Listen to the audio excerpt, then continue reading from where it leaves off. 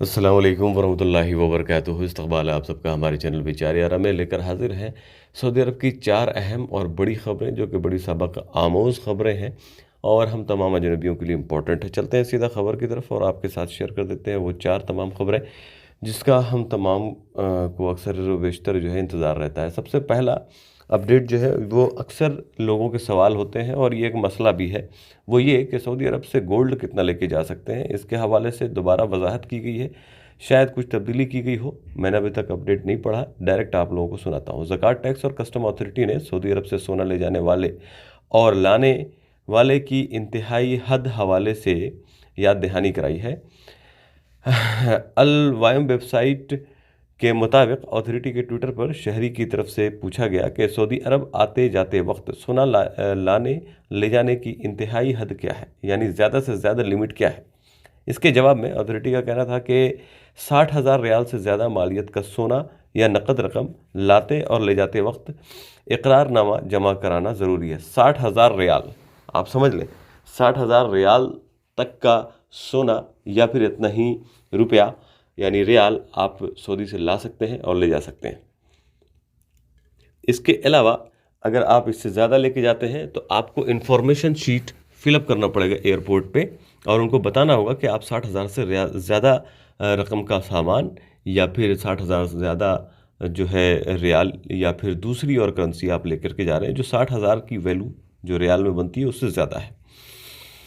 ऐसा न करने पर मुसाफिर के खिलाफ कार्रवाई होगी। अथॉरिटी के मुताबिक अगर किसी मुसाफिर के पास 60,000 रियाल या उसके मसावी मालियत का सोना हो तो ऐसी सूरत में उसे इकरारनामा जमा कराना होगा। यानी अगर 60,000 रियाल का आपके पास सामान है तो आपको उसमें जो है बाकायदा वहाँ पे फॉर्म फिलअप करके देना होगा। अथॉरिटी का यह भी कहना है कि इस हवाले से तफसीलात दरियाफ्त करने और इकरारनामा फॉर्म हासिल करने के लिए अथॉरिटी की वेबसाइट से कॉन्टैक्ट किया जा सकता है। अच्छा जी, दूसरा जो अपडेट मैं आप लोगों के साथ शेयर करने वाला हूँ, ये भी अहम तरीन अपडेट है और ख़ास तौर से उन तमाम लोगों के लिए जो कि सऊदी अरब में रहकर बिज़नेस करना चाहते हैं, तो उनके हवाले से, क्योंकि जब आप बिज़नेस का प्लान बनाते हैं तो आपके दिमाग में आता होगा कि क्या क्या कागजाती डॉक्यूमेंट जो है वो चाहिए होंगे, क्या क्या पेपर्स चाहिए होंगे। उन्हीं में से एक पेपर जो बहुत ही इंपॉर्टेंट होता है वो ये होता है सऊदी अरब या किसी भी मुल्क में काम करने के लिए लाइसेंस लेना। तो यहाँ पर वही चीज़ है, सऊदी वजारत सरमायाकारी ने मुल्क में रह रहे गैर मुल्कियों को कारोबारी लाइसेंस जारी करने के लिए कफ़ील की मंजूरी लाजमी करार दे दी है। यानी कि अगर आप यहाँ पर रहकर काम करना चाहते हैं तो आपको अपने कफ़ील से परमिशन लेना ज़रूरी होगा। उकात अखबार के मुताबिक सऊदी मिनिस्ट्री सरमायाकारी ने मकामी मार्केट में किसी अछूती सर्विस की फ्राहमी या कोई नई चीज़ तैयार करने के लिए टेक्नोलॉजी या नई मुनफरिद सनअती कंपनी कायम करने के ख्वाहिशमंद सरमायाकारों के लिए परमिट के जवाबित जारी कर दिए। वजारत सरमायाकारी ने 5 जवाबित मुकर्रर किए हैं, यानी 5 जो कानून है वो एक तरह से शर्त जो है वो फिक्स की है।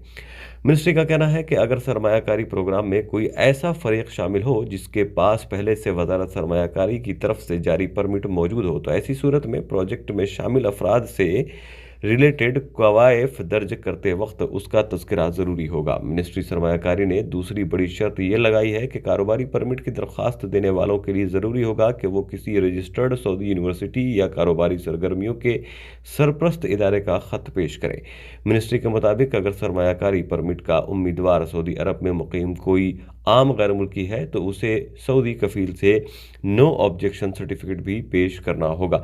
कारोबारी परमिट का दौरानिया यानी कि वैलिडिटी या फिर कहें कि जो ड्यूरेशन होगा वो 1 साल होगा, जिसमें 5 साल तक सालाना बुनियाद पर बढ़ोतरी हो सकती है या कराई जाएगी। बस तोसी के लिए निगरां इदारे से मंजूरी का लेटर पेश करना होगा। अगर प्रोजेक्ट में शामिल कोई शख्स सऊदी या मुनफरिद इकामा होल्डर या आम इकामा होल्डर हो तो इस हवाले से हर एक की तफसीलात देनी होंगी। अगर कोई सऊदी कंपनी इसमें शरीक होगी तो उसके सजल तिजारी के तफसीलात का अंदराज लाजमी होगा। मिनिस्ट्री सरमायाकारी का यह भी कहना है कि मज़कूरा कारोबारी परमिट की उजरा यानी रजिस्ट्रेशन की सालाना फ़ीस 2,000 रियाल होगी, जबकि वजारत में इन्वेस्टर्स रिलेशंस सेंटर के सालाना सर्विस फ़ीस 10,000 रियाल होगी। ये प्रोजेक्ट के चौथे साल के शुरू से वसूल होगी। तो ये एक अहम तरीन अपडेट है जो मुझे लगा आप लोगों के साथ ज़रूर शेयर कर देना चाहिए, क्योंकि बहुत सारे ऐसे अजनबी हैं जो अक्सर व बेशतर इस तरह की प्लानिंग करते रहते हैं और चाहते हैं कि वो भी बिज़नेस अपना शुरू करें, ज़्यादा से ज़्यादा पैसा कमाएं और साथ में अपना नाम भी कमाएं। इसके अलावा जो तीसरा अपडेट मैं आप लोगों के साथ शेयर कर रहा हूँ, ये है फैसलिया में रहने वाले तमाम भाइयों के लिए जो कि सऊदी अरब में जद्दा में फैसलिया में हैं। उन लोगों के हवाले से अपडेट है, बड़ी ही इंपॉर्टेंट अपडेट आई हुई है जो मुझे लगा कि आप लोगों के साथ ज़रूर शेयर कर दें। और एहतियाती तदबीर करना हम तमाम लोगों के लिए फ़र्ज़ है, क्योंकि ऐसा नुकसान आपके साथ भी हो सकता है अगर एहतियाती तदाबीर न किए गए तो। जद्दा के इलाके अल-फसलिया के एक गैर आबाद इमारत, यानी जहाँ कोई भी नहीं रह रहा था, उसमें लगने वाली आग पर काबू पा लिया गया। आतिशज़दगी में किसी किस्म का जानी नुकसान नहीं हुआ। आजिल न्यूज़ के ने महकमा शहरी दफ़ा के हवाले से मज़ीद कहा कि आतिशज़दगी की इत्तला मिलते ही शहरी दफ़ा के मुतअद्दिद यूनिट्स जाए वक़ुआ पर पहुँच गए, यानी जिस जगह पर यह हुआ वहाँ पर पहुँच गए।